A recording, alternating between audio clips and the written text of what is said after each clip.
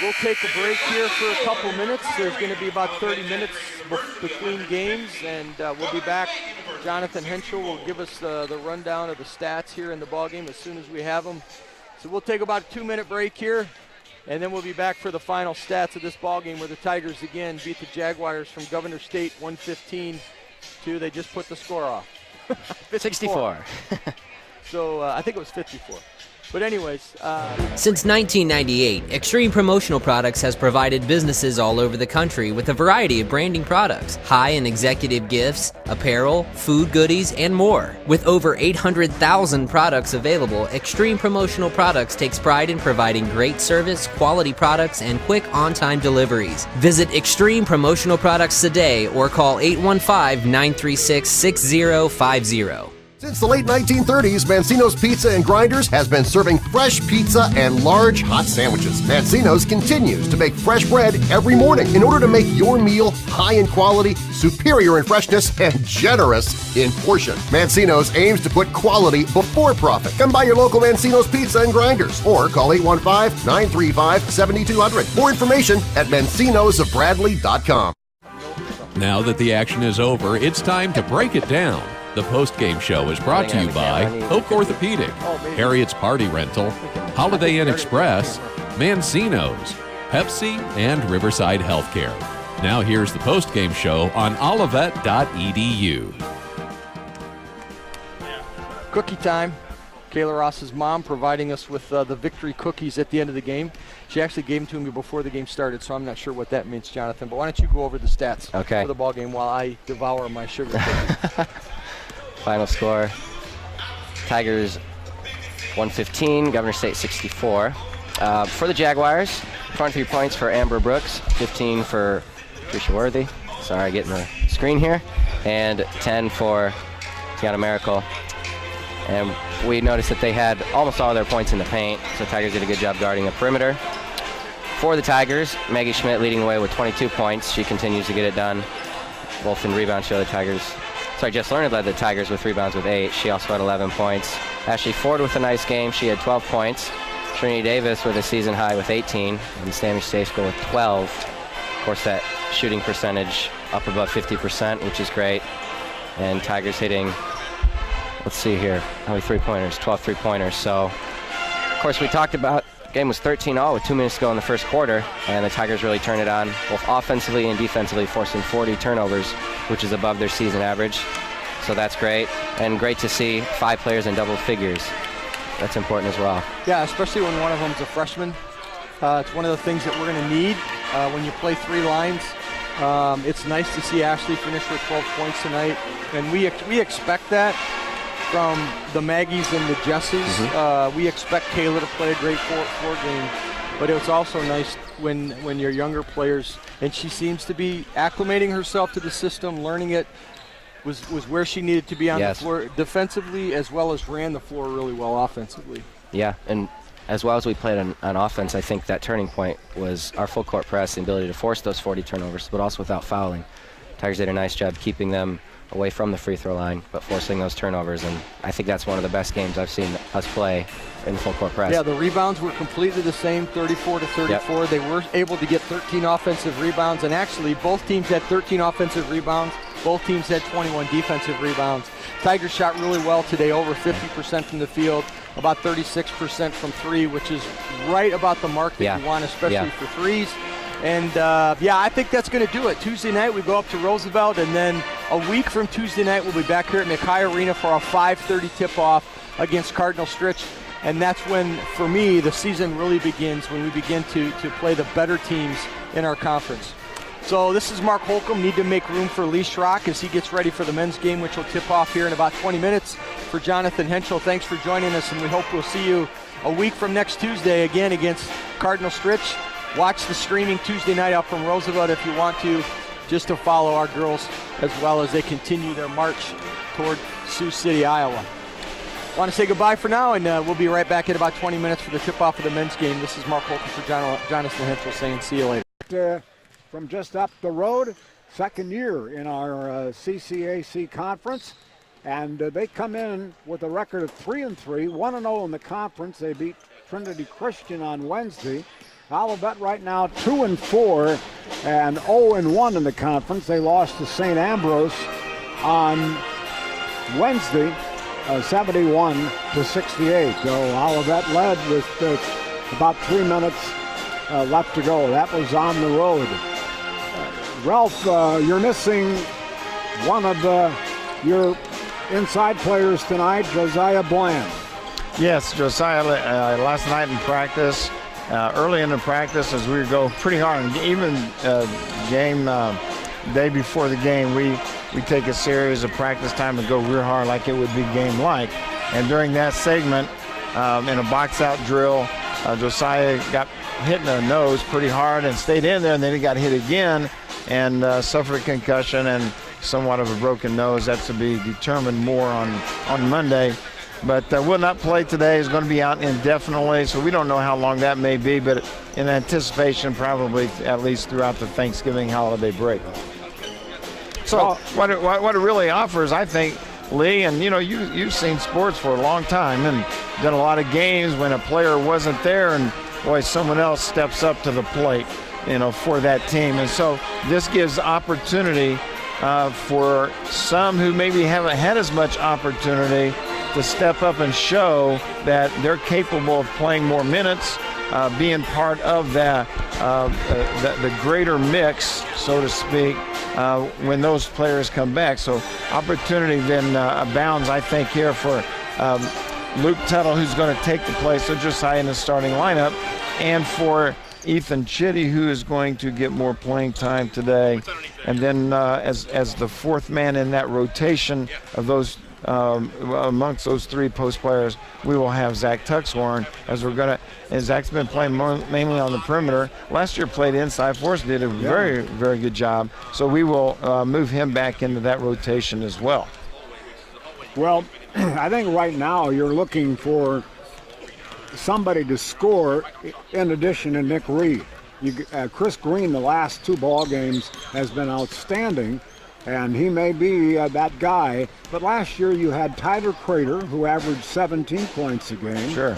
And another player averaging 11. This year you've got Chris Green at 11, and Nick Reed is 23. Mm-hmm. And you've got to have somebody or several people step up and provide some scoring to get Nick some relief, because if I'm a coach, I'm going to send everybody at Nick. Yeah, absolutely, and see what the others can do. I think the potential is there to get these people coming. We're in the early stage of season. However, we are in conference season now, so you don't want to be trying to find yourself in conference season. No. We did that last year, and it didn't turn out so well for us. So we need to get that going here today. But I don't see it being a player by name. I see it positionally more so this year, Lee, because I think we have some complementary players that can step up and give this perimeter game more points coming from that position. Give our post game more points coming from that position. Right now, we're struggling offensively from a scoring efficiency standpoint as well as points. Chris Green is starting to move his numbers up from a field goal percentage. Luke Tuttle's not even close to where he's been, and we think he's going to get there. Dane Schlafly, our point guard position, is not even close to what they've been doing in the past. So we're trying to get this, and I think we're trying to find ourselves amongst some new players of Ethan and Luis, Tuxhorn, those guys being more in the lineup than what they were last year. And so as we grow, and I think there's been growth, we've had 3 games which we lost, where at the 6-minute mark, or 5-minute mark or 3-minute mark, we either had the lead or tied. And the other night was 6-point lead with 3-something to go in the game. You would think that'd be pretty good for you. But we're just, I think in most cases this year, we have beat ourselves rather than the opponent beating us. And we've got to turn that sort of thing around. And I think right now we're beating ourselves more so from the structure and the organization being organized on the offensive end than even on the defensive end. I think your offense and what you do offensively can help you defensively, and certainly your defense can help you there. But the other night, we hold a team at St. Ambrose, 91 points averaging on the year to 71, 20 points below their numbers, but yet we couldn't score more than 68. So we got to get on the free throw line more. And our interest today is what we've been working on is get more of an inside-outside approach. I think we've had an outside-in approach, and maybe because of who we have on the perimeter or thought we had on the perimeter. And I think we do have those guys, but we need to get more touches inside. We shot 38 threes the other night against the zone, and we had a really good film session the other day where our guys could see that they were missing players. And they're not missing players, Lee, because of the selfishness. They're missing players because of just the growth that happens in that. John Contant, if you look at his numbers, John's played, I think, very well for us as a freshman, but his assists are really low. Well, he's not getting the ball to where it needs to be getting those assists, and we're not scoring very well right now. As he understands things, I think his game is going to flourish more from the assist to turnover ratio, and his game's going to flourish more from a scoring perspective on his own count. So there's a lot of things that's in the works right now. We're battling the injury bug a little bit, but more importantly, we're battling ourselves, and this game is being more sound, fundamental, and understanding who we need to be in order to win. We will not win putting up 38 threes on the course of a game. Chris Green, last week coming into the Aquinas game last Saturday, was 1 of 12 on threes, but he has really picked it up since then. He is right now 12 of 37, which is still not real good, 32%, but 1 of 12 is 8%. Oh. So he has really come alive, and let's hope that continues, because in practice, he's doing terror. He's doing, and his not only you've seen these games a lot over the years. His effort that he gives in a game is identical to what he does in practice. This kid, he gives 100% every time he goes out, and he's been rewarded because he's playing much better right now. We need him to continue, and that's a thing that's going to be a growth thing for Chris. He's always been kind of a supportive player, a great player. We need him to be a standout player this year with his scoring ability that he has. But even in that, his attack has got to be more inside out as well, as far as looking to that area. We've got to get our postmen more involved in this thing. Looking at stats here, you're shooting 44% overall, 31% from the three-point stripe, and 83% of free throws. You continue to lead everybody in shooting free throws. Well, those numbers you just read there are going to get you beat unless you're holding people in the 50-point area. So we know that with those stats have got to go up. But I love the free throw number. We just got to get to the free throw line more, and you don't do that by shooting 38 threes. Yeah, you've had 96 free throws, and this is your sixth game. So that comes out to be, 16 free throws a game with the 96 divided by 6? I think that's right. Yeah, that's very close, 96. You're out-rebounding your opponents by 1. Turnovers, you've had 13 a game, and your opponents have 11. That's not that many. No, and we're not a type of team that's going to force people into turnovers. So we've got to make sure we take care of the ball and get our good possessions, and still begin to get better on that defensive end, where we can get people in a hurry and position ourselves to maybe influence a few of those turnovers a little bit more in whoever we're playing. Coach Ralph Hodge, go get them and get your third win of the year. All right, Lee, we'll certainly try. Thank you very much. Okay, we'll be back with Denny Linus and more of our pregame show right after this message. Since the late 1930s, Mancino's Pizza and Grinders has been serving fresh pizza and large hot sandwiches. Mancino's continues to make fresh bread every morning in order to make your meal high in quality, superior in freshness, and generous in portion. Mancino's aims to put quality before profit. Come by your local Mancino's Pizza and Grinders or call 815-935-7200. More information at mancinosofbradley.com. Lace Rock and Denny Lane is back with you now here at Mackay Arena on the campus of Olivet Nazarene University, as the opponent this afternoon is Governor State University. Only their second year in the CCAC, the Chicagoland Collegiate Athletic Conference. It's the biggest conference in the nation. We have 15 teams. We have an East and a West division, and Governor State is in our division.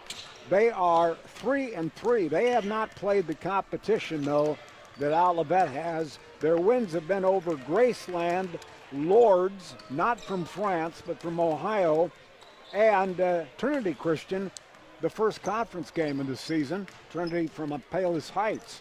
Olivet is 2-4, 0-1 in the conference. We lost to St. Ambrose on Wednesday night by 3, though we were leading by 6 with 3 minutes left to go in the game. And we're averaging 72 points a game, giving up 76. Josiah Bland, last night in practice, as we've already mentioned, broke his nose and has a concussion, so how long he'll be out, goodness knows. And so Luke Tuttle will be starting in his place tonight, along with Dane Schlafly, the point guard, and Luis Dominguez, 2 or 3. Chris Green, who's a 2. And, of course, Nick Reed, the outstanding inside player for the Tigers. He goes inside and outside, 23 points, 7.5 rebounds, and 4 assists. Those are some fabulous statistics. And as we said, Luke Tuttle will start tonight. He is scoring 8 points, 4 assists a game. Denny, your thoughts about this thing? Well, I think certainly the Tigers are the favorite.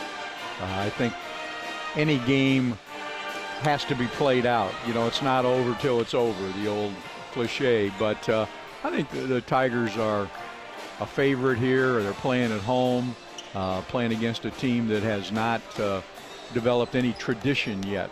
And I think that's a key factor. I'm sure we'll see some outstanding individual talents.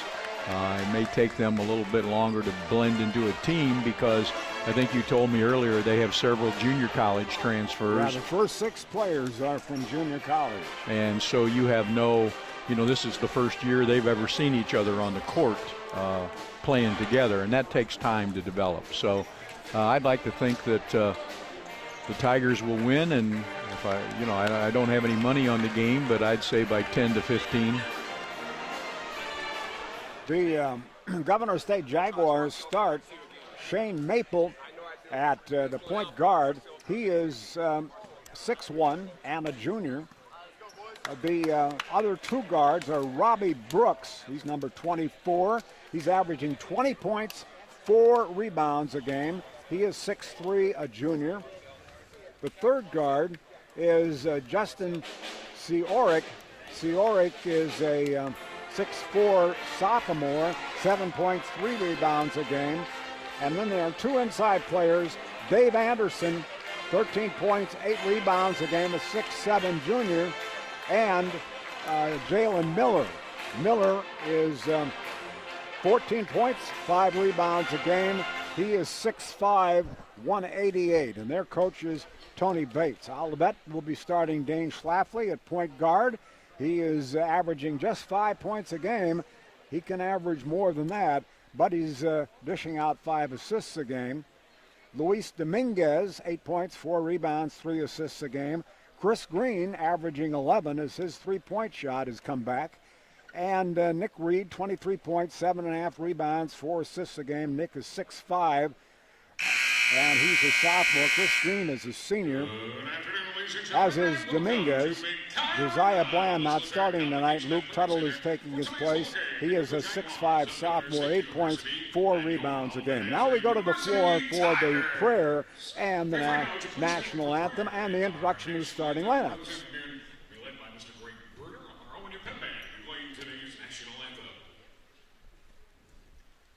Father, we're so grateful today to be able to play this game and enjoy the gifts that you've given these players.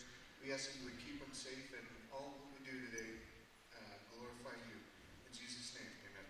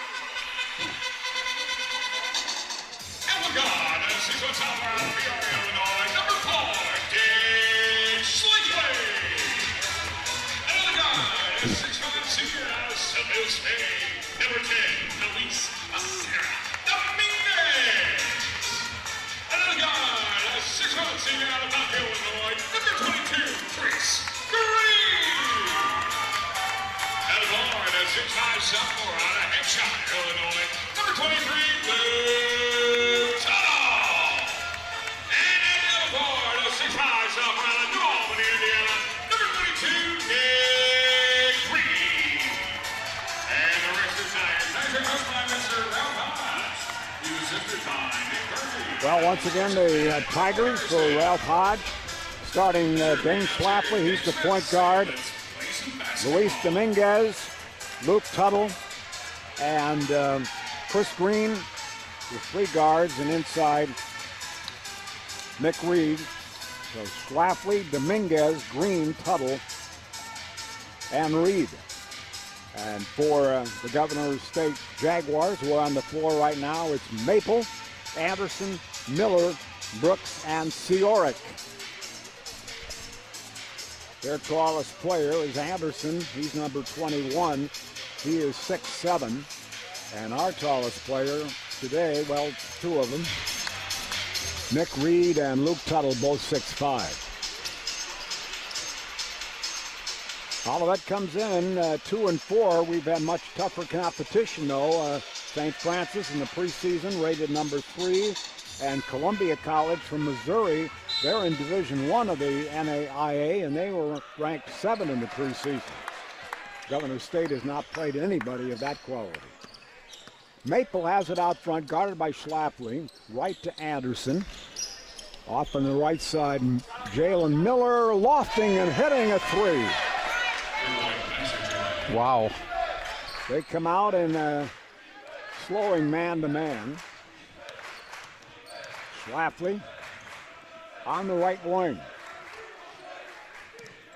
Now Green at the point. Into Dominguez, cutting in the lane. Now he darts out of it. In low, Reed. Turnaround from 7, not good. Rebound taken off by Miller. Jalen Miller has it right now. He goes in from the left, and he is traveling. Got to the baseline, shut off there, and moved his feet.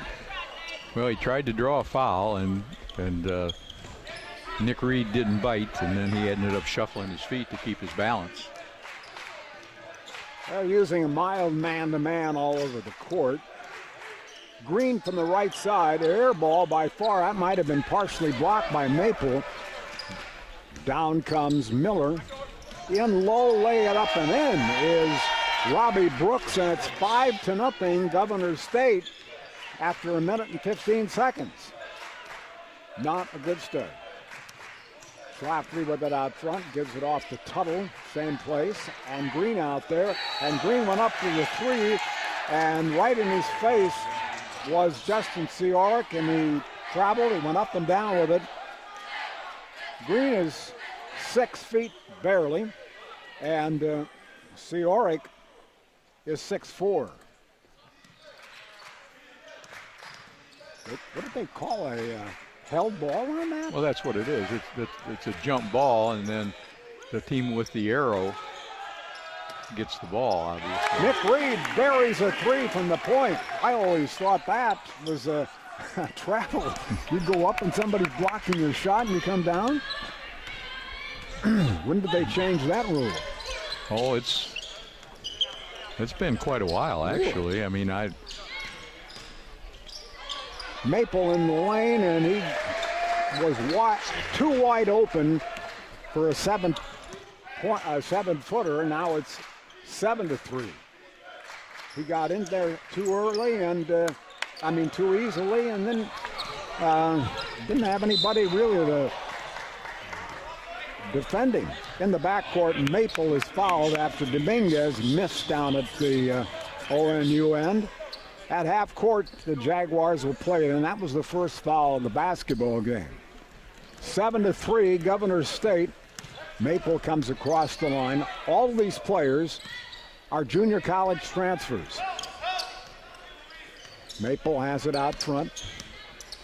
Off the pick by Miller. He rimmed it from three-point land. Rebound Reed. Up comes Schlafly. Left to Green, out front Reed. Reed looks inside, back out left. Schlafly a 3, in and out. And Green tried to keep it alive, but it's picked off there by Robbie Brooks, who has it now. Right to Maple. Corner Seoric down low, and again, too easy of a shot. Dave Anderson getting it down low out of the corner, and it's 9-3, Governor State. Not a good start for Olivet in it, especially defensively, and Schlafly just turns the ball over. He had some pressure from Anderson, and he lost the ball out of bounds. 9-3, Governor State ball and lead, and on for them is number 0, Travis McBride. Travis is 5'10", a junior. Miller a 3-ball, right on. Jalen Miller makes it a 12-3 Governor State lead. It's tough when a team starts this hot because they gain confidence, and that's the scary thing. Especially on the road. Yes. Tuttle lobs it into Reed. Reed underneath, and he's clubbed. That foul will come up on Robbie Brooks. So Reed will shoot two, 16-15 left in the first half. Ethan Chitty and John Content getting ready to come in for the Tigers, as Reed, who so far has scored all of our points, now 4. Tuttle is out and Dominguez is out. And Reed with another one. Reed from deep in southern Indiana, in fact, right across the river, essentially, from Louisville. He makes both free throws, 12-5. Olivet a 1-2-2 press. McBride goes up high with it along the baseline, laying it up and in. Again, they get an easy shot. Brooks Robinson coming across along the baseline. It is 14-5. Chitty, right to Green. Content, left to Shafley. Reed out front. And Green. Green at the wing, now up top. Schlafly throws into Reed. He makes a beautiful pivot and goes right around Anderson to score. And he has all 7 of Olivet's points. It's 14-7, Governor State. Solomon Barwigan coming in for the Tigers, replacing Schlafly. Barwigan, the junior, at 6. And in for the Jaguars is Jalen Magruder, who started 1 game this season. Magruder is a senior at 6'2". Lee, the discouraging thing about the Tigers is the games we have seen, it's been a consistent theme that other teams have beaten them to the paint and beaten them on the drive, and there's so much bad that can happen to you as a defense when the ball penetrates into the lane, and that's what we've seen and we're seeing again at the start of this game. Well, and that was true last week at the start of the Aquinas game. Remember, they raced off to a 22-9 lead and doing the very same thing. Goes in low to Miller, double team, ball knocked away and stolen by Content. Content up the far sideline, and he stepped out of bounds. And Olivet gets the ball on the, Governor State gets the ball on the Olivet turnover. No, I think they're calling a foul on Governor State. That's the 3rd on them. They called it on Magruder.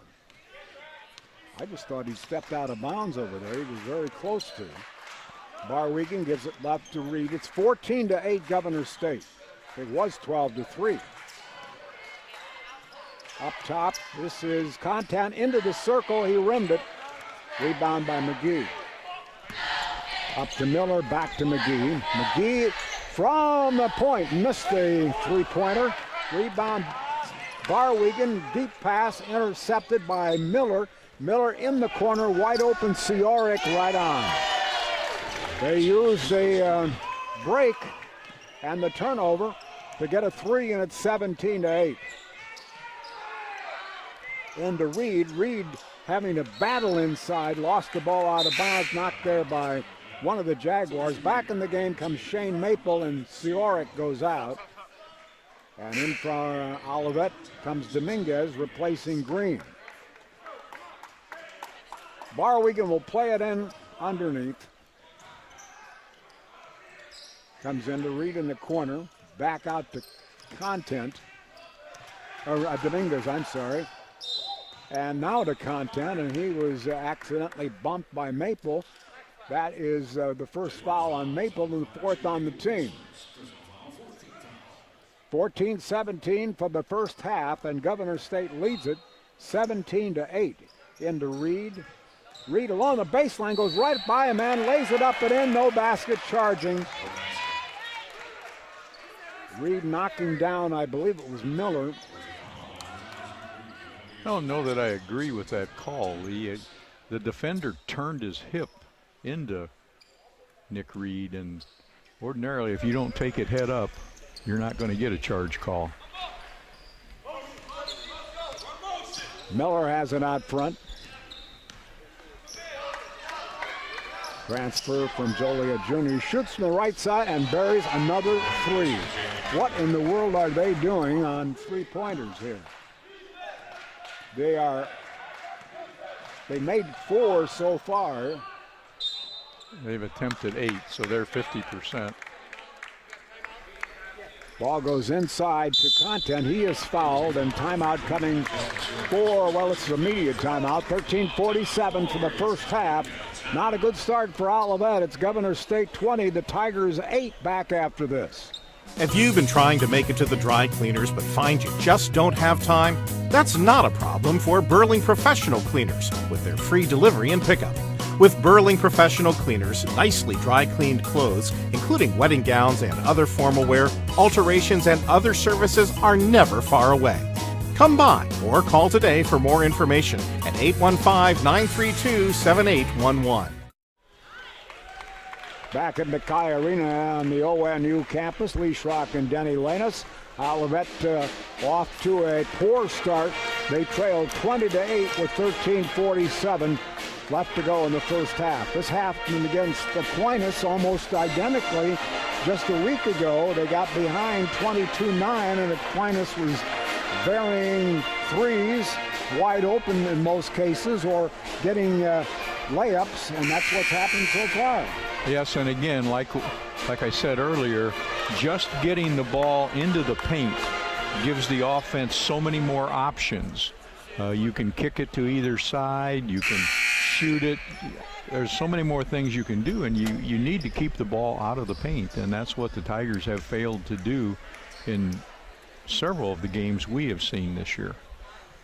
John Contant at the line. He's a freshman from Stagg High School in Hickory Hills, and I've been impressed by him so far. Makes the first free throw, 20-9. Contant is 6'2". It's not an easy adjustment from high school basketball to the college level, and he seems to be getting better every game and playing with more confidence, and that's a good sign. Tigers playing without Josiah Bland, who got a concussion in practice last night and also broke his nose. I don't know how long he will be out. He has a doctor's appointment on Monday. Both free throws Contant good. That's one thing Olivet does, is shoot free throws extremely well, 83%. Governor State handles the 1-2-2. Miller, pass intercepted by Reed. Barwigan has it. Make that McBride tried to save it in bounds after he tipped the ball away from Barwigan, but it's out of bounds to Olivet. Reed will inbound at quarter court. Schlafly back in the game for Barwigan. He's guarded by McBride.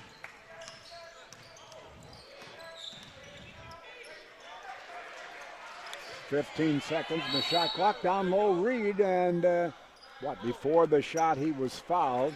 That foul is on Jalen Magruder. That's 6 on Governor State already. Olivet has 2. Well, they're struggling to cover the postmen, particularly Nick Reed. Yes. Reed in the corner shoots a 3. Not good. Ball on the floor. Chitty has it, but he's tied up. It'll be a jump ball, and the ball goes to Governor State. One thing, I hate to compliment you, but one thing you taught very well as a coach was that post play. I can think of players who came in with not a whole lot of ability. I'm thinking of one in particular, and you know who it is. Had no idea how to play inside, and he ended up being a very effective player. And Nick Reed has learned that somewhere along the line. The problem with today's game, however, is it doesn't pay the dividends that it used to pay. I wouldn't spend as much time coaching postmen today as I did then because of the three-point shot. Yes. Inbounds comes to Miller, out front to McBride. McBride on the drive inside. His shot partially blocked, I think, by the man who has the ball right now, and that's Solomon Barwigan. Green has it. He has gotten only one shot off, and that was blocked. Reed has it, hands it off to Barwigan on the come around, left to Green. In low, Dominguez out to Barwigan, in low, Reed, jumper hook off. Rebounded by Seoric. Outlets to McBride. 20-10, Governor State leads it. Here's Dave Anderson backing in, the 6'7" player. Missed it, but it's jammed in on the rebound by Jalen Miller, and 22-10, Governor State. Well, the Jaguars have a lot more quickness and jumping ability than we do. Chitty, a 3-ball, no. And the ball kept alive by Reed, but they got it. Seoric came up with it, and up comes Jalen Miller. Well, the Tigers are only getting one shot. Miller will shoot a 3 and make it. That was an afterthought on his part, and he comes up with the 3-ball and a 25-10 lead. 11:36 to go. In low to Chitty. Nice moves inside, and he banks it in.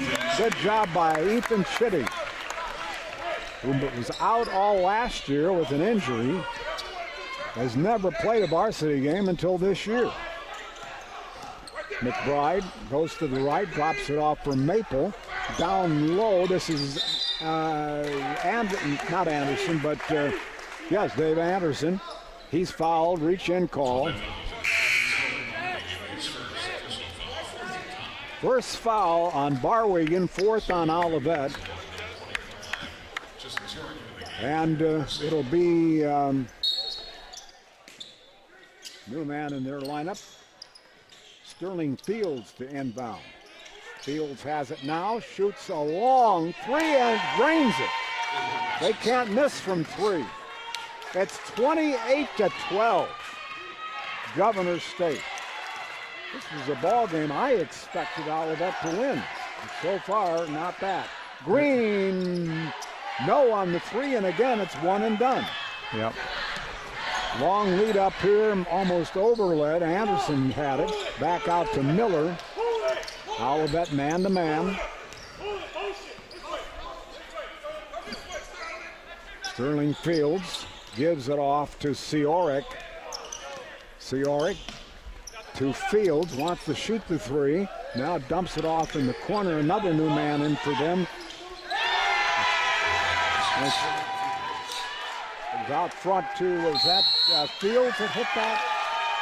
Yep. Sterling Fields dumps in a 3, and it's 31-12, Governor State. And this start that they have is going to be hard to overcome, and their confidence level has gone up about 100%. No question. We'll be back after this with Olivet trailing 31-12 at 10:17 and a half. Are you trying to plan a party? Harriet's Party Rental would love to help. Harriet's can provide a variety of services like beverage and serving equipment, dance floors and staging, tables and chairs, and much more. Harriet's will also help you set up and tear down for events that you have planned, and will deliver and pick up supplies that you may need. Come by Harriet's to start your party planning now, or call 217-356-9713.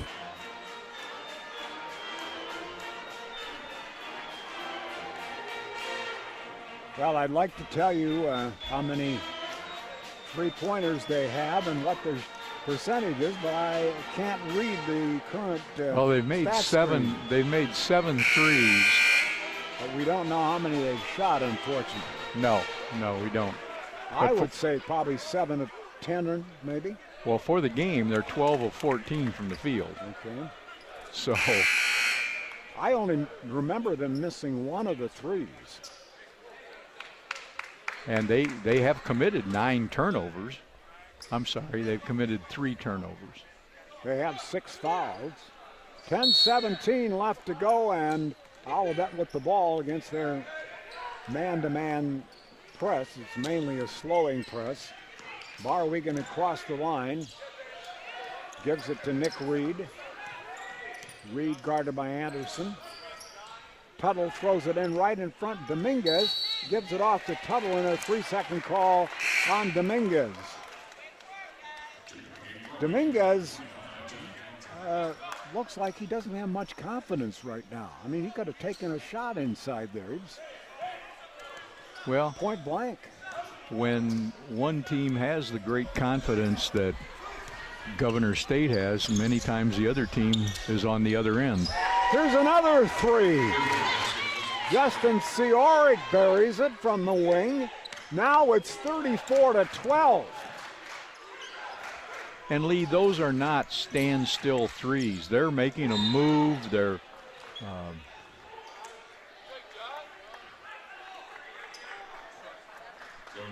I mean, it's not on the threes. I can't criticize the defense. You'd like to maybe run at them a little harder, like we talked St. Ambrose or St. Aquinas. You got to run them off of that spot. You got to go at them hard. Content was fouled inside by Miller. It's 7 on Governor State. Content makes the free throw. It's 34-13. Nick Reed comes out for a breather. 34-13 Governor State. They've hit 8 threes so far. And I would say out of about 9 or 10 attempts. I would guess 9, but I'm not going to be sure about it. Anderson lobs it across the line. Magruder back out front to Fields. Fields hasn't played that much this year, and he's already buried 2 3-pointers, and he's a little guard, but he's quick. Goes in low, Anderson to the hoop, missed the shot. Good pressure from Tuxhorn, Zach Tuxhorn. Schlafly with it now, out front to Green. Tuxhorn holding. Up top, 3-pointer, Tuttle, no. Again, we get one shot and only one. Up the right side, it is Fields. Now to Magruder. Magruder outside right to the foul line. Back out front to Sterling Fields. 8:25 left to play. They're going to reset their offense. Fields off the pick by Anderson, goes all the way in, scoops up a wild shot. He had no chance on that. And the rebound by Tuttle. Olivet with the ball down 20 points at the 8:05 mark of the first half. Cross court to Schlafly. Out to Content, right to Green. They've done a good job defensively, and as I say that, they steal Seoric for the layup. It's good, 36-14. They have shut the Tigers down and deprived them of offensive rebounds. Well, and Lee, they're making them start their offense further out on the floor with their pressure, and so that makes all the passes longer and more readily available to intercept. Schlafly takes it inside, left of the lane, and misses the short shot. Rebounded Seoric, long pass to Sterling Fields. He's cut off, throws it inside. Anderson underneath scores. 2 players were there, but he went up right between them. It's 38-14. This is painful. Schlafly throws it underneath. Tuxhorn has it and lays it in. 38-16. Governor State governing this game.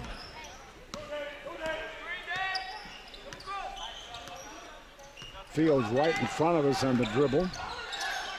Right to Miller. Long jumper. Oh, they missed the 3. That one missed by Seoric. Pass gets through the hands of Tuxhorn. They pick up on the turnover. Seoric ran the ball down, and timeout coming up for Governor State, who leads Olivet 38-16. Back after this.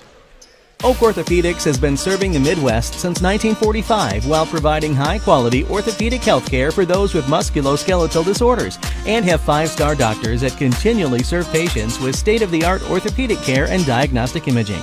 Oak Orthopedics is a multifaceted team of orthopedic surgeons, sports medicine physicians, and more.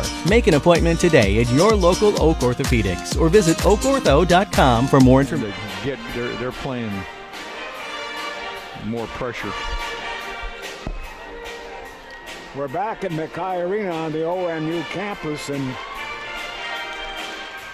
through the first nearly 14 minutes, it has been all Governor State. Shooting threes, getting layups, and they lead 38-16. Down 22 with 6:25 left to go. If you're the coach, what do you tell your players? Well, first of all, there's no such thing as a 20-point basket. And it's a cliche, but you have to come back one possession at a time. Your goal has to be right now to get a stop. Stop them.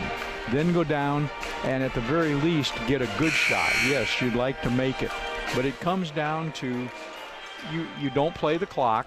You just get one good possession followed by a good defensive stand, then a good possession. That's the only way to come back from a deficit this size, even though there's a lot of game left. Jalen Magruder will inbound. McBride back in the ball game. They've used 3 people out at point guard, and they've all been effective. McBride hooks it out on the left side. Shake and bake didn't work for Miller, and now they throw it out, and Robbie Brooks nails it a 3. My goodness. He's their leading scorer, averaging about 20, and I can't remember him making a basket so far. In low to Tuxhorn, throws it back to Content. 3-ball, short, rebounded by Dominguez. Comes outside left to Content, out front Schlafly and Tuxhorn. In low, Reed there, lays it up and in. 41-18. Yes, 41-18 Governor State. 5:25 left to play in the first half. Jalen Miller outside left. Denied in the drive by Tuxhorn. Left side, a 3-ball. Oh my Lord. Jalen Magruder buries a 3. Dominguez in the corner. Schlafly wide open, and he hits a 3. Maybe the first wide open 3 we have had. Yes. Yes, I don't think we've given Governor State enough credit for the defense they've played and their defensive rebounding, which we have talked about. They have 10 threes in this half, and I'm guessing 10 of 12. They just can't keep that up, can they? No. There's a 3-ball. Magruder misses it. And the ball is almost stolen by McGee. Had it fly away from him. Schlafly picked it up, goes down low, and Zach Tuxhorn gets loose and lays it in. Now it's 44-23. There's an old saying, you live by the 3, you die by the 3. We'll see if that holds true. Miller has it out front. Well, if they are 10 of 12, as I think they are, or 10 of 13 maybe, they can't keep that up. Here's a travel on a forced drive by Jalen Miller. Green in. Chris Green is, if not our best three-point shooter, one of the best. And he's had one three-point shot, and that was blocked. Schlafly comes up. 3:50 for the half. We trail by 21. We is Olivet. Nick Reed drives inside, lost the ball, and what's the whistle? Foul? I think he's going to pick up a foul. Yeah, Nick Reed gets his second foul, another charge. Both of them have been offensive fouls. 44-23. 3:35 to go. 44-23, Governor State. McBride out front to Anderson from the foul line. Missed it. Rebounded by Schlafly. Long lead up here to Chris Green. Fakes the 3. Back to Schlafly. Green way outside left.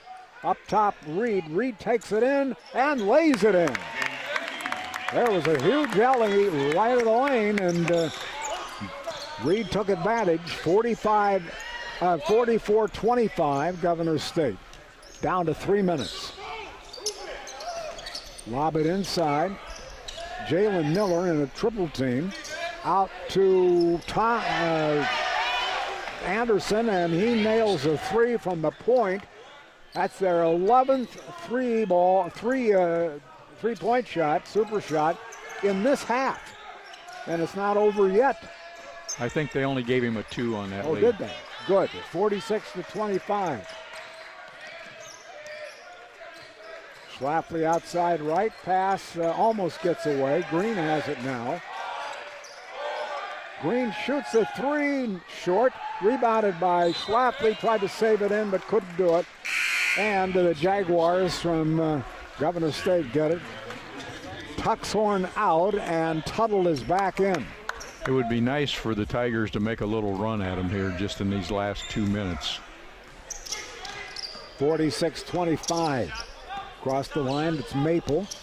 Maple fouled by Content. He's driving in, and Content, trying to stay in front of him, is called for the foul. 46-25. Sixth foul on Olivet. Content with 1. We're coming up to the 2-minute mark. 46-25, Governor State the lead. They have never been behind. Three ball missed by Jalen Miller. Content has it now, up to Schlafly left. Throws it inside, knocked out of bounds by one of the Jaguars. And Olivet will have it underneath with 1:48 to play in the first half. Olivet easily won the women's game. 120-60 or something like that. In low, Reed lays it up, missed it, tipped around, and it's off. Anderson out of bounds, and Olivet will get it. 1:39 to play in the first half. It has been a miserable half for Olivet. They come around, Schlafly will take it up left side of the lane, hits the side of the backboard. Tuttle rebound. That shot is blocked by Anderson. Coming up with the ball is McGee. Bounces behind him to Miller, back to McGee. Shot missed out of the corner. Here comes Green on a 2-on-2. Chris Green all the way in, throws up the shot, not good. Ball on the floor, and it's, what do they do? Call a timeout. Yes. 1:12 left in the first half. 46-25. Governor State leads, and we will break for this. Olivet Nazarene University Athletics, sponsored by Army ROTC Roaring Tiger Battalion at Olivet Nazarene University. Have you heard? It's one of the best leadership courses in the country and is part of your college curriculum. In ROTC, you'll learn firsthand what it takes to lead others, motivate groups, and conduct missions as an officer in the Army. Plus, it can help you pay for all or part of your college education. Get details today at goarmy.com/ROTC. A proud sponsor of ONU Sports. 46-25, Governor State the lead. They have overwhelmed the Tigers defensively. That's a good word, Dave. And offensively. In every aspect of the game, they have been better. As the 21-point lead would tell anybody. Maple has it out front. Off to Anderson. Whoa, he missed one. Three ball that rimmed. Rebound comes out long to Anderson himself. Now we're down to 50 seconds. Jalen Miller setting the offense. Now to McBride outside right. In low, Miller shoots it back out. Maples for a three, in and out. Their threes are starting to not go in. But they've been right on. Yes, they have. They've rattled around and come out, but they've been right there. 23 seconds left in the half. Olivet down by 21. Schlafly has it, guarded by McBride. He drives into the lane, kicks it out, almost intercepted. Tuttle is there to pick it up and throw it to Schlafly underneath. And Olivet scores And that will be the next to last shot of the hat. They almost hit a three at the buzzer by Jalen Miller.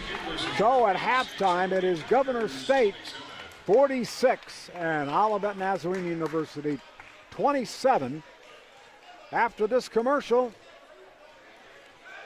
Gary Newsom has a guest. ONU Sports is brought to you in part by Pepsi products, including Mountain Dew, Lipton Iced Teas, Sierra Mist, Ocean Spray, and Gatorade, and Aquafina bottled water. Pepsi, a proud supporter of Olivet Nazarene University athletics.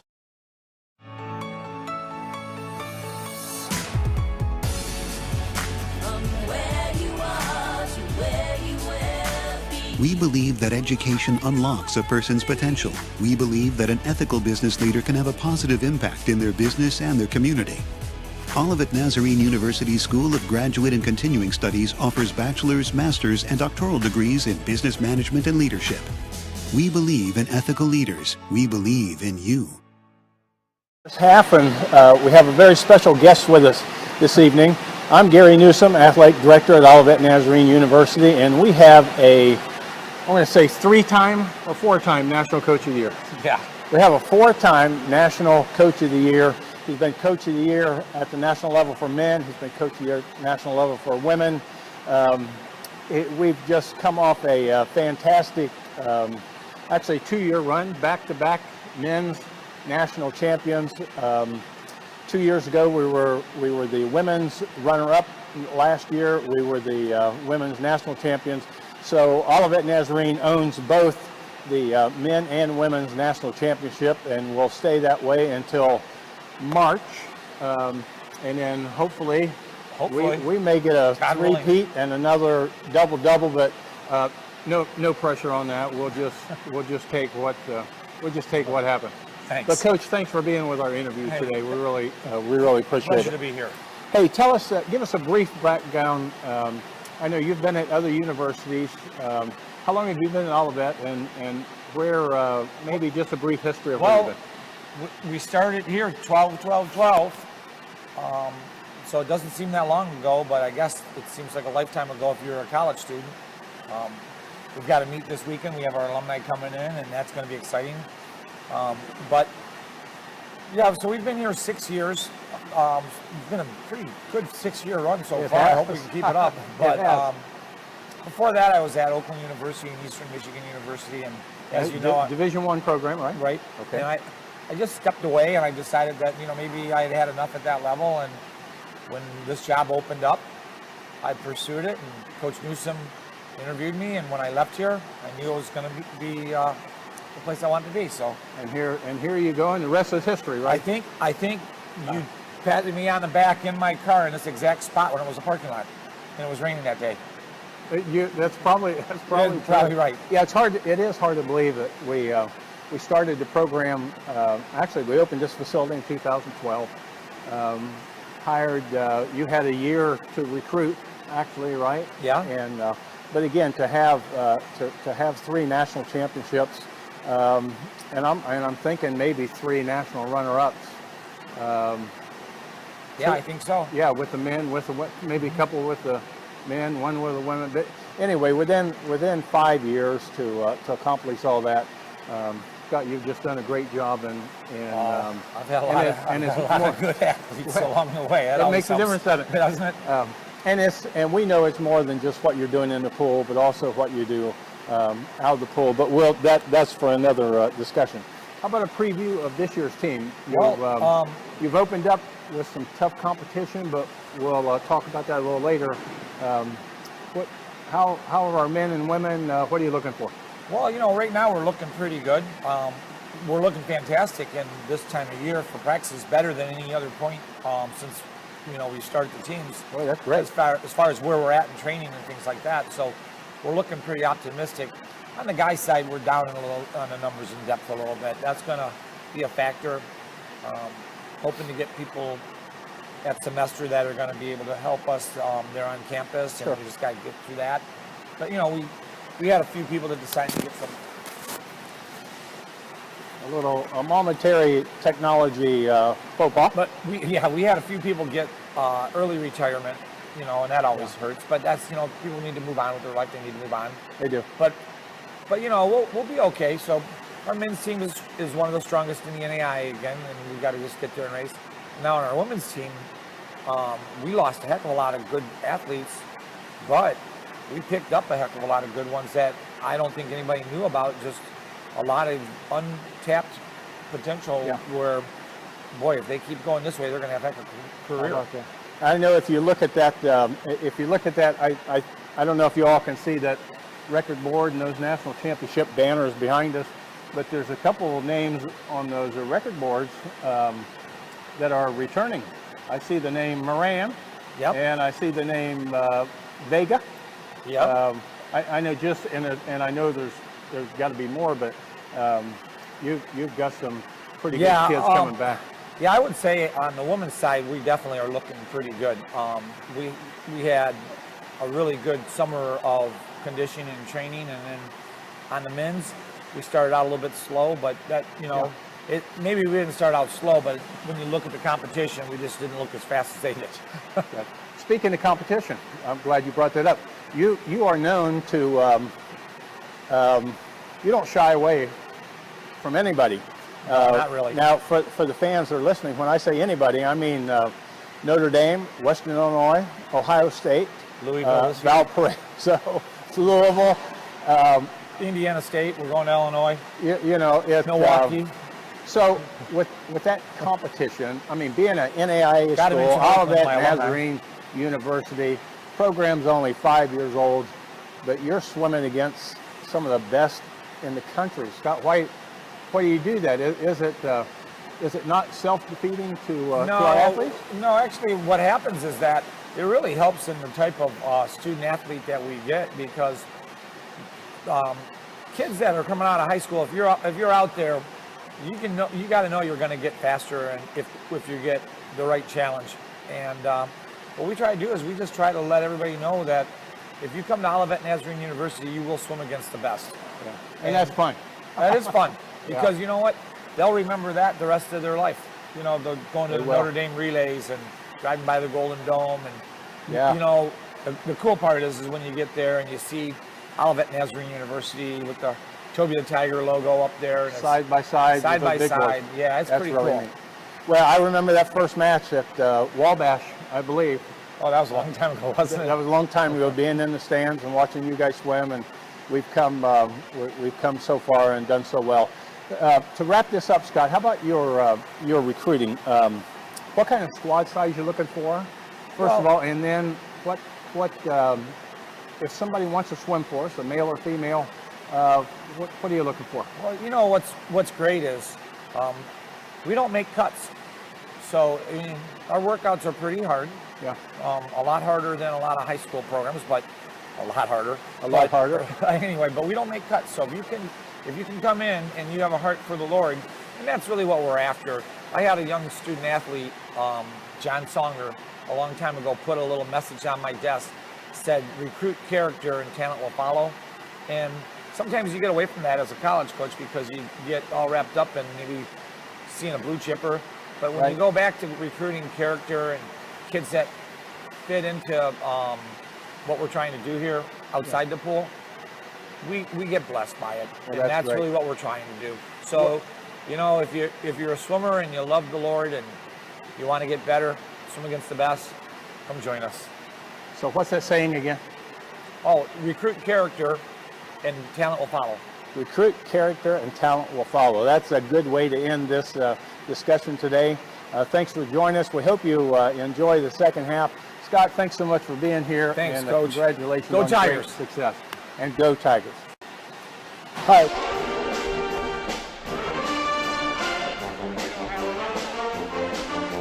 Ray Schrock and Denny Linus back with you here in McKay Arena on the Olivet campus.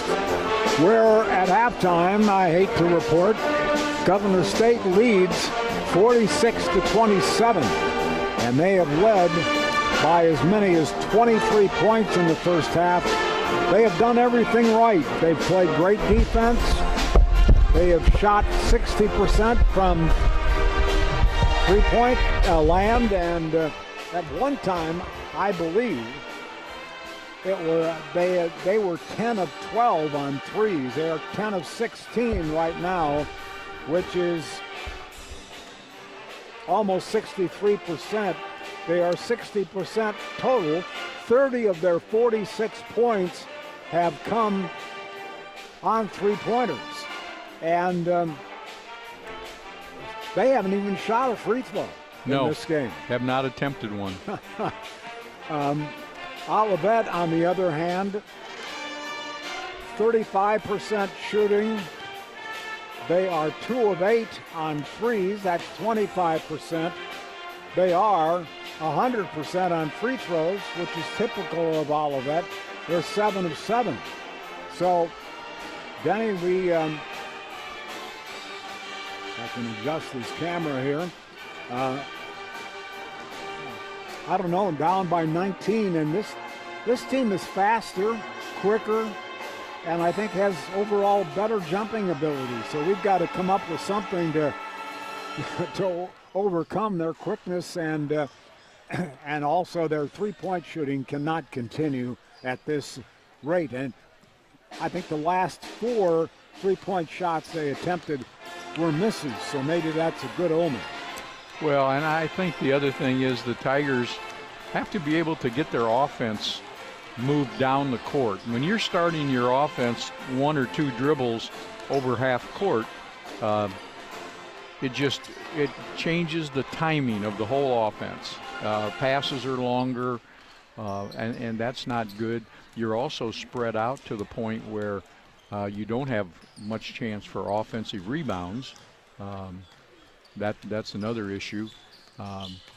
And I just think, while I think Olivet's defense got better as the half went on, I don't think there's any doubt about that. But I think now they got to put it together. They've got to have a good half offensively. And I really think if they can come down and make 3 or 4 passes and get the ball swung from one side to the other, that they will wear out this Governor State team and they'll get great shots. And when that happens, then you'll also see them pick up some cheap garbage rebound baskets, I think. Well, individual scoring, Jalen Miller for Governor State leads everybody with 14 points. Robbie Brooks is next at 9. 3 players have 6. For Olivet, we're led in scoring by our top scorer, Nick Reed. He had 12 points. And next is Schlafly with 5. Then 4 for Contant, 4 for Tuxhorn, 2 for Chitty, and that's it. And we're 2 for 8 on threes. Chris Green, who is our principal three-point shooter, one of the big reasons he's out there, he's taken 1 three-point shot, and that was blocked. Mm-hmm. And that's because a 6'4" player is guarding him, and he is barely 6. Well, and he's only attempted 3 shots for the game, and as you said, only 1 3. But I don't know that he's passed up any shots, Lee. No. I think he's been guarded, Yeah. Quite well, and he's not forcing any, and that's good. So. Yeah, we both have given Governor State credit for playing really outstanding defense. They're a quicker team, and it's tough to compensate for quickness. Well, but at the same time, they've been disciplined with that quickness. They haven't gambled a lot. They haven't gone for a lot of steals and missed. I thought they were going to get in foul trouble, serious foul trouble early. Olivet got to the 1-and-1 early, and then there weren't many fouls committed after that. So, but they've been very disciplined defensively, and I think that's been one of the secrets to their defense. We will be back with the second half right after this message. Are you trying to plan a party? Harriet's Party Rental would love to help. Harriet's can provide a variety of services like beverage and serving equipment, dance floors and staging, tables and chairs, and much more. Harriet's will also help you set up and tear down for events that you have planned, and will deliver and pick up supplies that you may need. Come by Harriet's to start your party planning now, or call 217-356-9713. Second half has started. Olivet has the ball to start. Schlafly with it, gives it right to Green. in the corner. Reed goes baseline, layup partially blocked. Not good. I believe it was Anderson got his hand on it. And back they come. Their point guard is Shane Maple. He has it now, guarded by Schlafly. 46-29, Governor State the lead. Anderson in low. Backs in, offensive foul. He threw his elbow, and Reed made sure the referee called it. That's a good description. Thank you. I thought it was too. 46-27. 19:15 left for the first half. Schlafly with the ball outside right. Out front to Green. Up at the elbow. Reed, a jumper hook from 15 feet away. What was the problem? What was the call? Was it a 3-second call or what? No, he called a foul. On whom? I believe it's on Nick Reed. What did he do? Said he hooked him. That's the third foul on Reed. That's not good news at all. We haven't had any good news in this game. On the right side, Anderson up in the air. That's a 2 from about 15 feet away on the right wing. And now it's 48-27. Governor State, they've led by as many as 23. Tuttle shooting from the foul line, throws up an air ball. Probably got away with a travel as well. Maple has the ball out front. 48-27.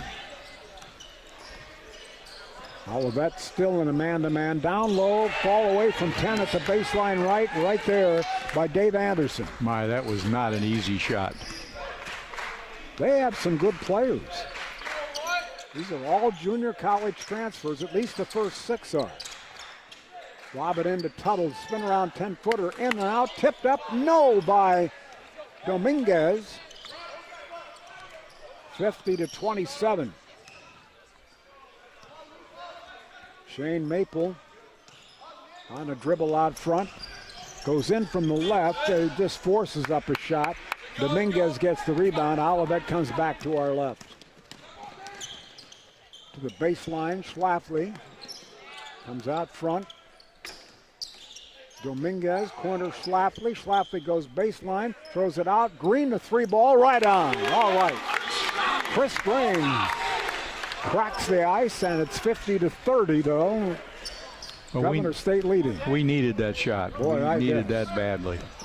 Now we need to go on a little run here to make this margin more manageable. Miller has it outside left. Tuttle is on him. Reed guarding Anderson. Now he falls off on Miller. Ciorek, a 3 ball from the point, not good. Battle for the rebound.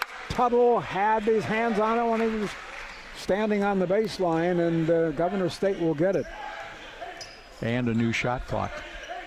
There were 11 rebounds for each team in the first half, but that really disguises how Governor State was really dominated, because they haven't had to get many offensive rebounds because they've shot so well.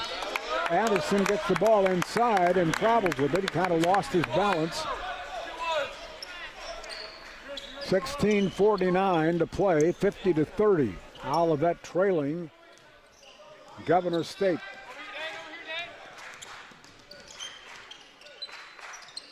Tuttle has it out front. Reed with it. Green into Tuttle. Backdoor play, and beautiful. Dominguez cutting for the basket. Give and go. And an assist from the elbow from Luke Tuttle. 50-32. Miller to Maple. Off the pick by Anderson. Maple has it. Denied the inside by Schlafly. Back out to Miller on Tuttle. He goes by Tuttle, lays it up and in. 52-32. Miller at halftime had 14. He has 16 now.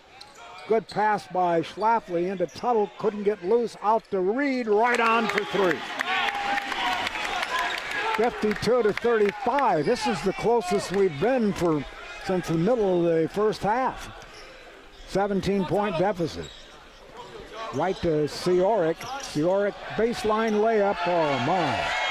The Cardinal sin giving up the baseline. I know that because I did that very frequently.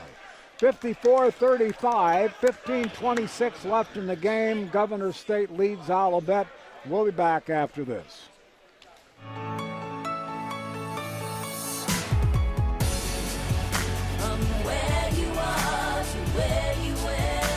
We believe that education unlocks a person's potential.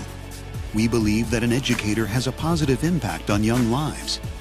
Olivet Nazarene University School of Graduate and Continuing Studies offers master's and doctoral degrees in education and leadership.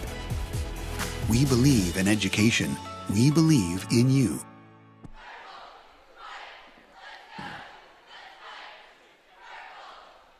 Leishrock and Denny Lannis back here in the Kai Arena. 54-35. Governor State leads in this one. We haven't had much to cheer about so far, but there's still 15:26 left.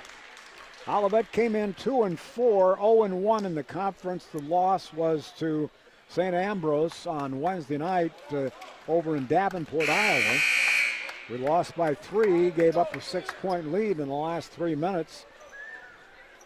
Olivet's next game is against Roosevelt University. That's on Tuesday night in Chicago.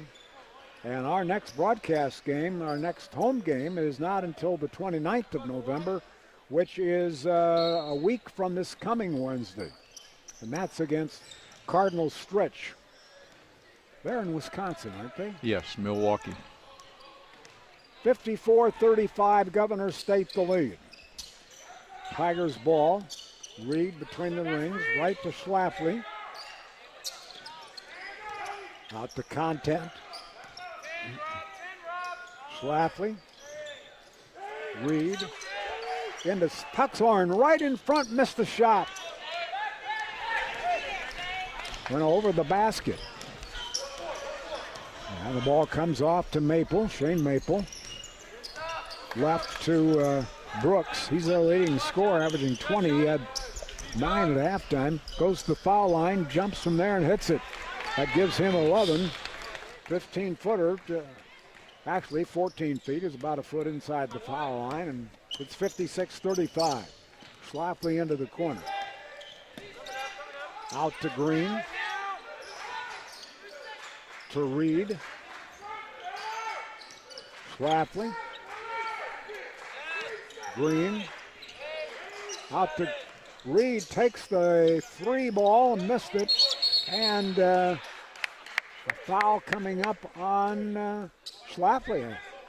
No, I don't think so. Or is it on? It's on Seoric. First on Seoric and the second on the team. No second on Seoric. Out comes Maple. And back in the game is Travis McBride. Ball comes inside, shot missed. Was that Content that missed that shot? Yes, yes. I was looking down at the stats here. And the littlest guy on the floor comes away with the rebound. Yeah. Right under the rim. McBride. Long jumper 3 by Seoric. Now it's 59-35. And this is starting to get a little worrisome now. Yeah. Even though there's 13:39 to go, there's no indication of a comeback here. In fact, they have their biggest lead at the moment right now. Long jumper right there for Chris Green, a 3 ball. 59-38. Olivet pressing.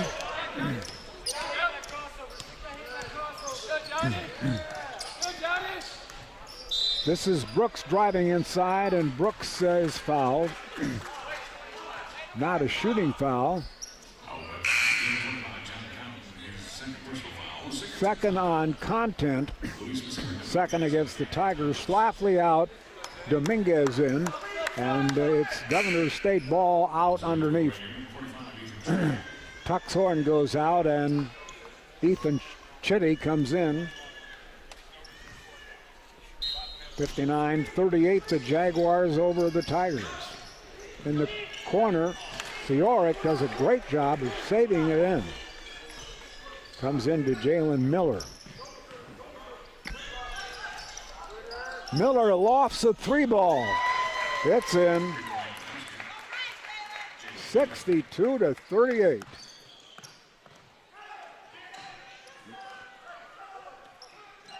Tigers with the ball. Dominguez across the line. He's fouled by Robbie Brooks.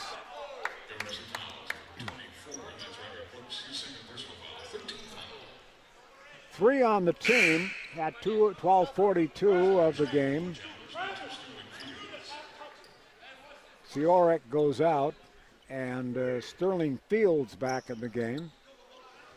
He's all of 5'7", but he came in the first half, and in the first minute he was in, he buried 2 threes. Here's Green, a 3-ball right on. Green has hit three threes here in the second half. 62-41. He's pretty much been our offense in this half with 9 points. In the corner, ball almost stolen by Schlafly away from Brooks. It'll be Governor State ball over in the corner. Luke Tuttle in, Nathan Chitty will sit down. 62-41, Governor State. Baseline, Miller on the drive into the lane, shut off by Reed. Now he maneuvers around, throws up a little left-hander, and it misses. Tuttle the rebound, off to John Content. He has it in the right side, between the rings. Reed hands it off to Content. Content up the right side, all the way inside, lays it up, no, partially blocked. Got his own rebound and scores. Nice job by John Content, 62-43. Governor State with the ball.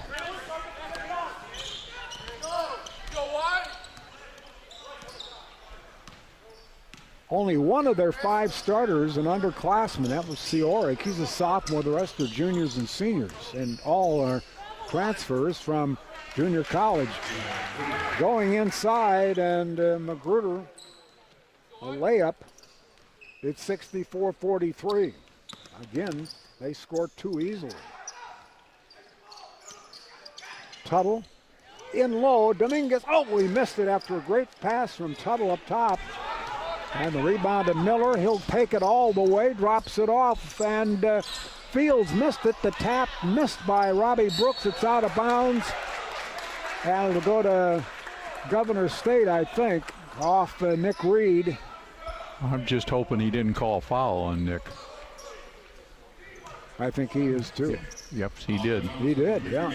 That's 4 on Nick Reed, our best player without question. 23 points, 7.5 rebounds, 4 assists a game, and we'll have to play for a while here without him. Chris Green also comes out. Chitty is in. Schlafly is back in. 64-43 Governor State. This is Robbie Brooks. That was palming the ball.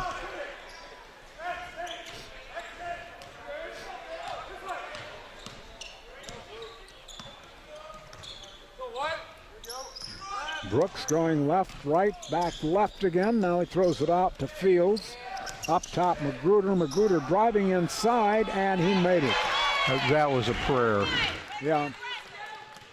But it was answered, unfortunately. 66-43, Governor State. Content knocked away, comes right to Tuttle, though. Tuttle inside the lane, 10-foot jumper, and it's 66-45. Olivet continues the press. They have not caused any turnovers. The first half,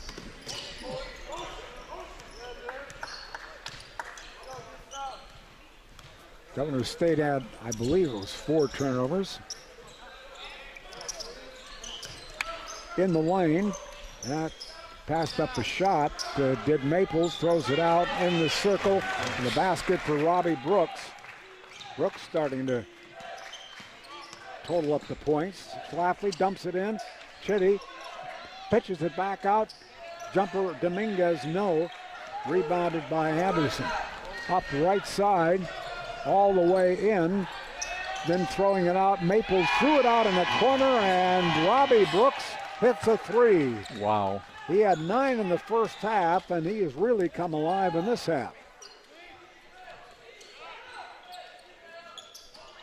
Long jumper missed by Tuttle. Again, it's one and done. There was a travel. Just lost control of the ball. That was Magruder.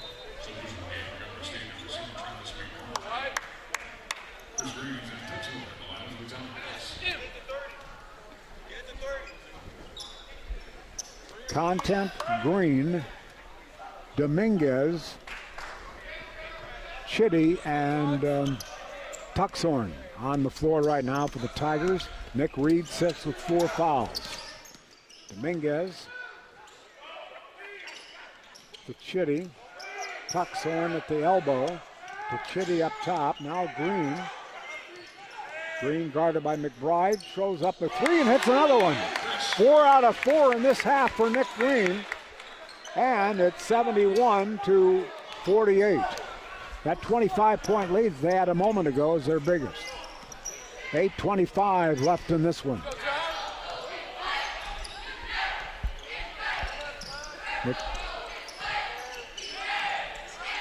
At the foul line, Anderson scores. He's fouled by Chitty. Now it's 73-48, and Anderson at the line for the three-point play. Lee, Coach Hodge has got a tough decision here, what to do with Nick Reed. I think he's making the right one. He's got him here at the scorer's bench, and if you're going to get back in, it's going to be with him on the floor. So you got to get him back in and hope he doesn't get the 5th one. But it doesn't do any good to save him if you're not whittling the lead some. Anderson made the three-point play. He now has 13 points. Brooks has 16 for them. Miller has 19. Siorik with 11. Reed leads us with 15, and Chris Green with 4 threes in this half has 12 points. Ball knocked out of bounds, and they will give it to Governor State. That's a turnover on the pass that was well defended by one of the Jaguars.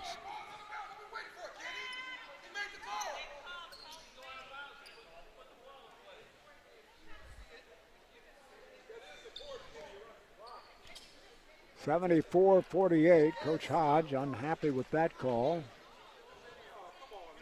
Now the referee is changing it. They're going to give it to Olivet, or is it a timeout? No, an officials conference. It's an officials conference, one of the dreaded officials conferences. Governor State will have possession. Tony Bates would have had a heart attack. That's Governor State coach if they had not gotten the wall. If you're not sure, it should be a jump ball.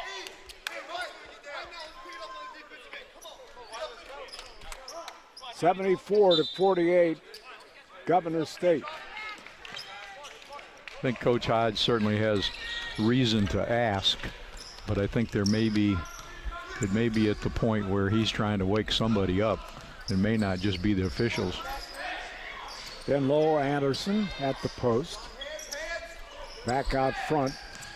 Well, there was a travel. Driving inside and scoring off the glass. A wild shot, really, by Jalen Magruder. But he did a little skip before he ever put the ball on the floor. Reed will go all the way in. Fouled in the act. That will be on Robbie Brooks. That's the 4th team foul.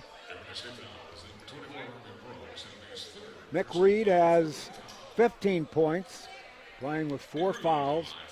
Green has 12, and that's 27 of our 48. About 55% of our points. Reed shooting 2. 7:34 to go, and Governor State with a 26-point lead. They've been in front big all the way. If there is one nice thing is Chris Green seems to have really found his stroke offensively, and he's shooting the ball with confidence, and that's good to see. Yes. Yeah, he's 4 out of 4 in this half. Olivet continues their press. Comes in to McBride, right back to Miller. Throws it underneath, and a stuff for David Anderson. 78-50. Now it's a 28-point lead. They broke the press and scored off. Tuttle a 3 ball, right on. 78-53.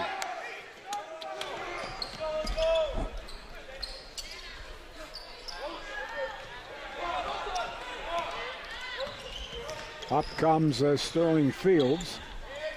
We've got to have stops, Lee. We've just got to have stops. Brooks into the lane, out left, wide open, 12-footer is missed. Anderson missing the shot. Olivet gets the ball, back they come. Content hands it out left side and threw it away. Threw it past Chris Green. Media timeout, 6:42 left. It is Governor State 78, Olivet 53. Back after this.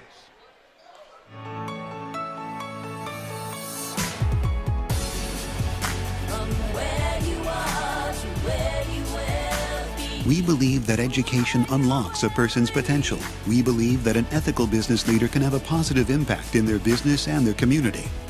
Olivet Nazarene University School of Graduate and Continuing Studies offers bachelor's, master's, and doctoral degrees in business management and leadership.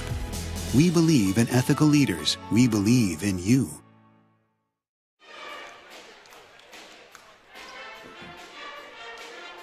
Reese Rock and Denny Latest back at McKay Arena, which is a somnolent arena right now, with Olivet down by 25 points, 78-53 to Governor State. And handed to Governor State, they have a good team. They're big enough and they're quick, and they, as you said, they play great defense. And they're playing a great game tonight. I don't think they can shoot the ball like this consistently over the course of the year, but everything has kind of fallen in place for them. And quite frankly, if we don't chop 10 or 12 points off this lead in the next 2 or 3 minutes, we're cooked. Governor State doesn't have to shoot. They just have to control the ball and get a shot every time. Well, if basketball is only a game of quickness, they would win all their games, but it's not, of course, only quickness. But they have a lot of basketball talent too. Ball goes in low to Anderson, shoots it out, and a 3 ball by McBride comes up short. Rebound Miller, yes. 80-53. 27-point lead. I think that's their biggest.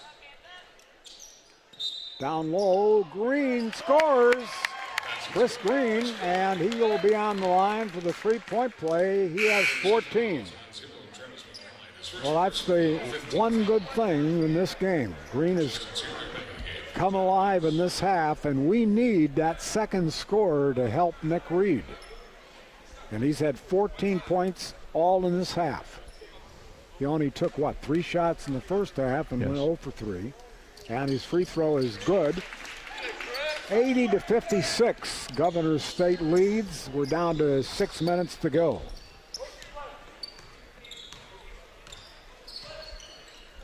Miller with Fields.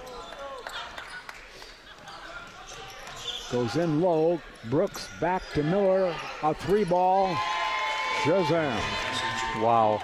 83-56. They have now made 14 threes in this game, 10 in the first half. And I'm nearly positive 10 of the first 12 shots they took from outside the arc were in. Out of the corner, Content, good. 3. Timeout Olivet, 5:26 left to play. It's Governor State 83, Olivet 59. Back after this. Since 1998, Extreme Promotional Products has provided businesses all over the country with a variety of branding products, high and executive gifts, apparel, food goodies, and more. With over 800,000 products available, Extreme Promotional Products takes pride in providing great service, quality products, and quick on-time deliveries. Visit Extreme Promotional Products today or call 815-936-6050. 83-59 in favor of Governor State over Olivet. Let's see, Olivet, let's keep that up there a little bit longer. What is the point of no return, Lee? Where are you willing to say we have no chance? Have we reached that yet? Yes, I think we have. I think we might have reached it several minutes ago, in fact. With 24 points down to a good team with 5:26 to go, I see no hope. Well, and you know what's kind of ironic? How many free throws has Governor State shot this game? You've got the screen in front of you. Well, I knew it. I knew the answer before I asked you. I wanted to see if you were paying attention. One. They're 1 for 1. It was a three-point play. Other than that, they haven't shot a free throw. They have the need to. They made everything else. They break the press with a long pass. Finally, Brooks corrals the ball. 5:15 left in the game.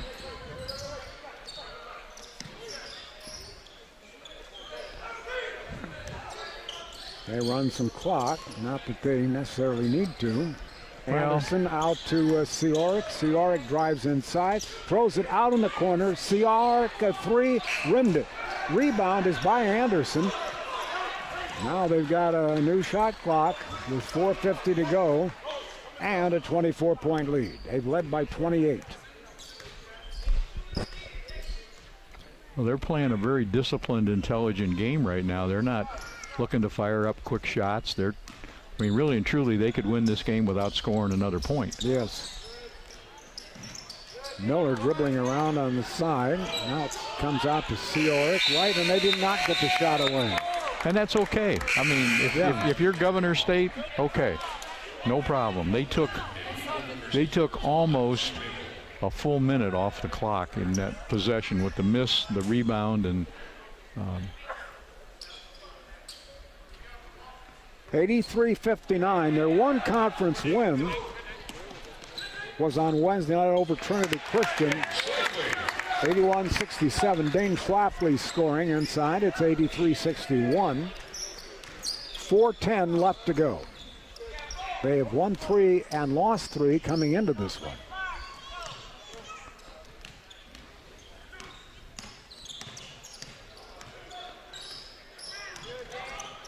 Maple off to Miller, shoves it inside. Brooks in front, missed it. Chris Green on the rebound. Back comes Schlafly. In from the right, spins, throws it out. A three-ball Tuttle, no.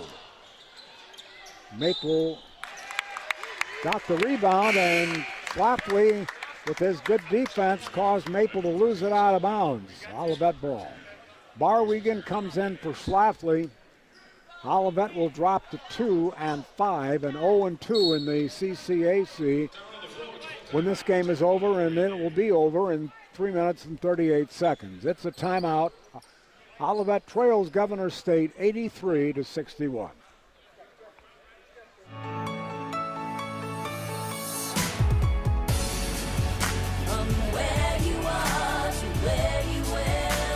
We believe that education unlocks a person's potential. We believe that nurses have the power to heal and positively impact the lives of others. Olivet Nazarene University School of Graduate and Continuing Studies offers bachelor's, master's, and doctoral degrees in nursing and leadership. We believe in nurses. We believe in you.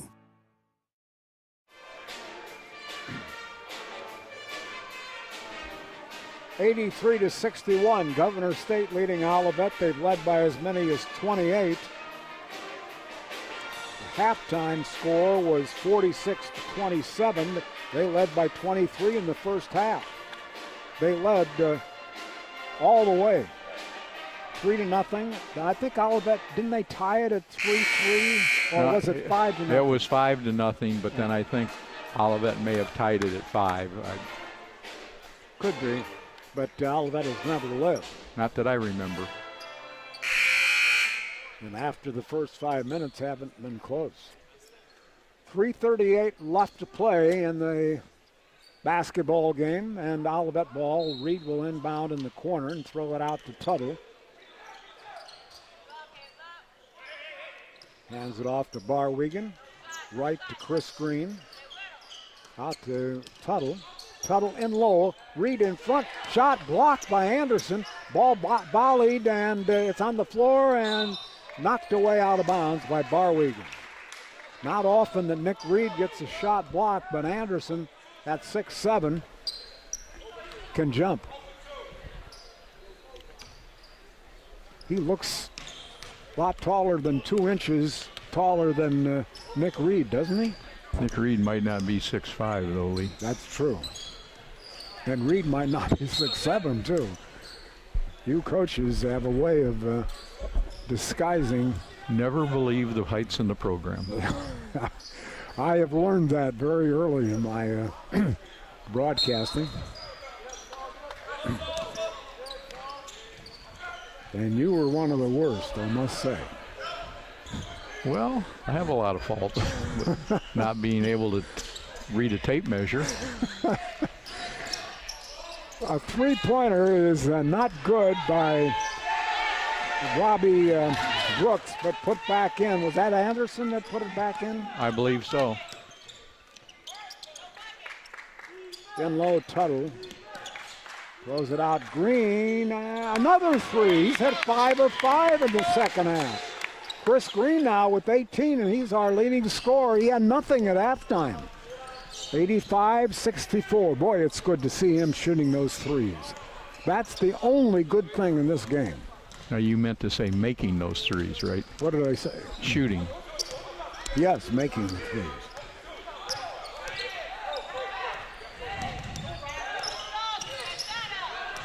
Robbie Brooks doing a lot of dancing out front. Here's his free ball. Oh, my. My goodness, another three. Miller hits it. They have now buried 15 threes in this game, 10 in the first half. It's 88-64. Green shooting a 2, and he missed it, but he's fouled with 1:54 left in this migraine headache. 88-64. If it's giving you a migraine, what do you think Coach Hodge feels like? Yeah, I know, and the players.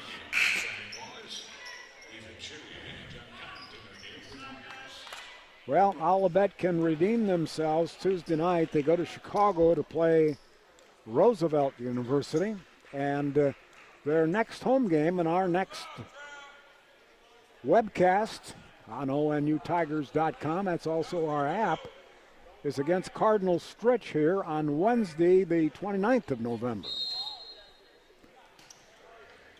Solomon Barwigan throws it into Chitty right in front. Poor defense by Governor State on the inbounds play. 88-66 now is the score. McBride dribbling around out front. Now Jalen Miller.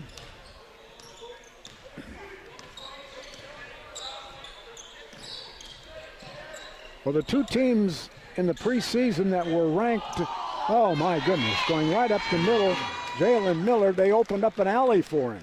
Did he have some blockers or what? 90-66. The two teams that were ranked in the top 20 out of our conference, nice pass by Chitty down low to Content, were Robert Morris and St. Xavier. I'll be interested to see what happens when Governor State plays our two teams. That basket by Content, 90-68. Olivet trailing with 1:08 to go. Content's had a nice, steady performance tonight. Yes, he has. He has 11 points. but he's gotten some rebounds. He's, that's just a very quiet, steady performance. He's a freshman. We see improvement in all the games we have watched him play, and that's good for a freshman, let alone anybody else, but especially for freshmen. There's a shot inside by their number 30, that's Malcolm Sellers, and down comes Tuttle, and a foul coming up on another bench player, Frederick DeVoe III. At the line will be Tuttle, 34 seconds left. And Tuttle makes it 90-69. And the Tigers are 11 out of 11 from the line. Yep, they came in shooting 83% from the line. They're now 12 of 12. Fact of the matter is there hasn't been a free throw missed in the game. Yeah, they've shot 1 of 1.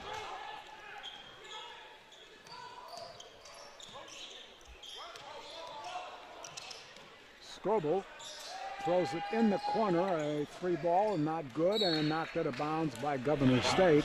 That shot was by Nathan Strobel.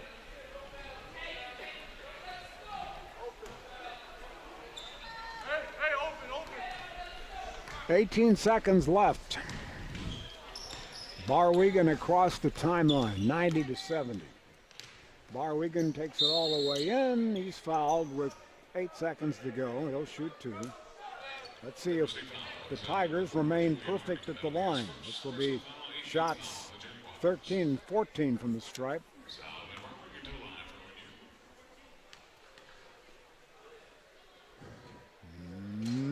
Yes! That came 2 feet up off the back rim, hit the front rim, and went in. All right. Good. 14 of 14 for the Tigers. 2 things good have happened. Chris Green and free throw shooting. Yeah. Nothing else has, though. It's 90-72, Governor State. Oh, that's reduced the lead by 10 here in the last several minutes. Tuttle a 3, right in. And that will be the basketball game. It is a final score of 90-75. Governor State wins it, but really the final score belies the kind of game it was, because they led by 23 in the first half, by 28 in the second half. It was a complete dominant performance by Governor State. Denny will be back in a moment to talk to assistant coach Nick Berkey. And then after that, we'll have stats, etc. But we'll pause for these 2 messages.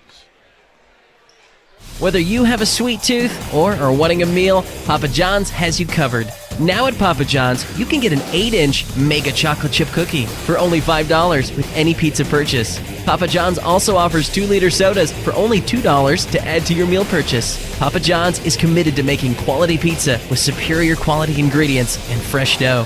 Visit papajohns.com to find a Papa John's near you. Riverside Fast Care is healthcare from Riverside Medical Center professionals. But you don't have to be a Riverside Medical Center patient, just someone who wants the help without the wait. Riverside Fast Care is open 364 days a year with day and evening hours with immediate quality treatment from a nurse practitioner. Located inside Walmart in Bourbonnais. Stop by today or go online to riversidehealthcare.org for more information. You forgot it last time. Denny Lanus back at Mackay Arena. We're seated here with ONU assistant coach Nick Berkey, and I'd be lying if I said I had really good questions to ask you, or that I'm not surprised at the outcome of the game. And yet, I don't know. You know your defense, but the defense wasn't as bad as they made it look. I mean, I've not seen a team shoot as many threes and make them when I thought they were fairly contested. Your thoughts, Coach? I thought the first half was probably a little bit worse, or probably in that regard a little bit better. I don't know if worse or better, but it's hard to explain, I guess. But they hit more contested shots. It felt like in the first half than the second half. I felt like some of they had number 11 I can think of, and their 25, Sioric and Magruder, and then obviously Miller. He had a game, but it seemed like every one of his shots was open. But the other guys, they hit some tough shots, and I feel like when you start to do that from the very get, you feel like you can't miss as a team, not just an individual, and that fuels more and more and more. And then the second half, I felt like we just were so passive.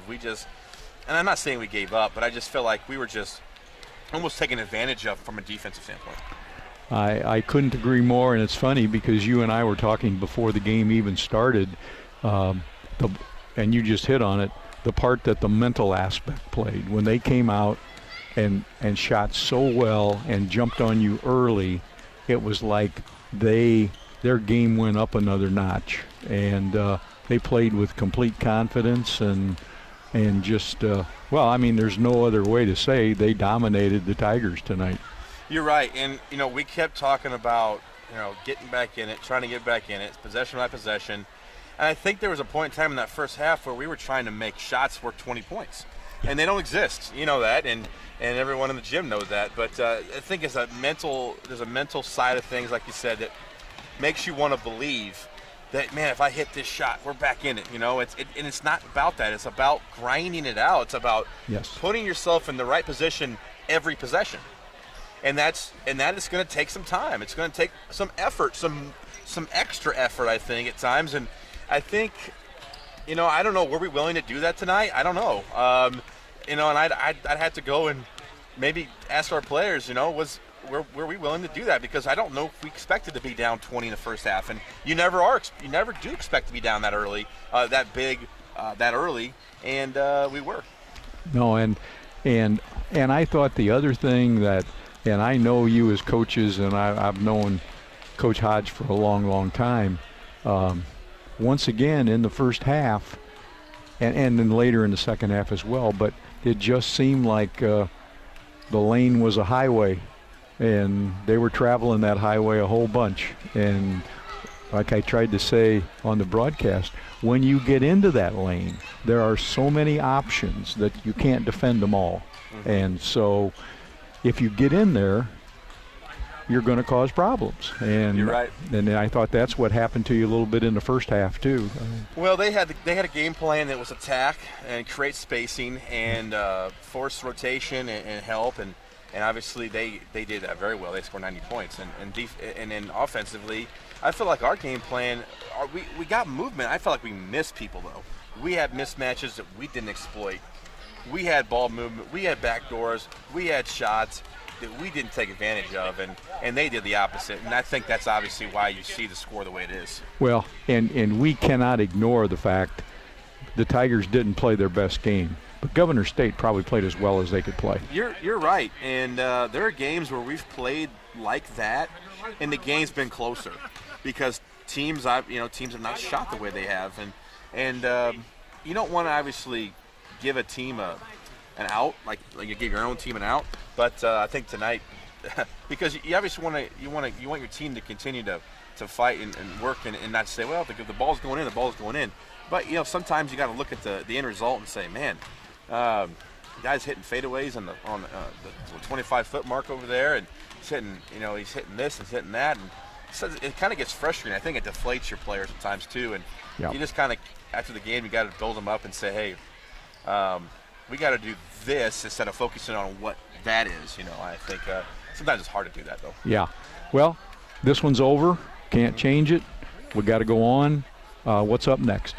Well, we have 2 games prior to the break still. We play Tuesday night at Roosevelt.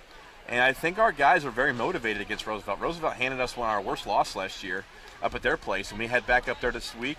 And then we play Illinois Chicago on Wednesday night against a Division I opponent in an exhibition game. So anybody listening who wants to still buy tickets for those, we still have tickets available for only $8. So we would love to see some fans up at the UIC Pavilion for that game at 7 o'clock. That would be great. Yep. Well, Coach, this may be one you don't go home and dissect. So go home and enjoy your kids, and I plan on doing that. And maybe let this one go, because there wasn't one play that lost this one.